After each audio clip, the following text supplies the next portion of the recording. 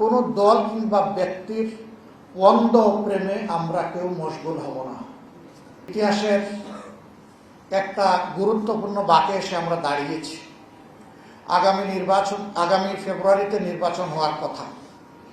আল্লাহ তাআলার দরবারে দোয়া করি, বহুদিনের পিপাসার্থ এদেশের জনগণকে ভোটারকে আল্লাহ তাআলা তার বিশেষ ব্যবস্থাপনায় সীমাহীন দয়া করে একটা সুষ্ঠু নির্বাচনের জন্য ব্যবস্থা করে দেন। এবং এই ক্ষেত্রে আমরা যারা রাজনৈতিক দলগুলো আছি, দলের স্বার্থকে না দেখে জনগণের ভোটের প্রতি শ্রদ্ধা নিবেদন করে আমরা যেন খোলা অন্তরে আগামীর রাজনীতি করতে পারি। আল্লাহ যেন এই তৌফিক দান করেন।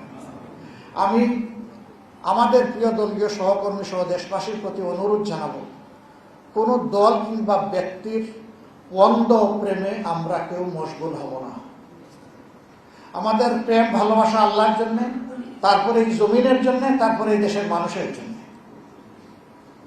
এই ভালোবাসা হবে আপোষহীন। এখানে কোনো কিন্তু বাট নাই, এটা সকল বাট কিন্তু ঊর্ধ্বে।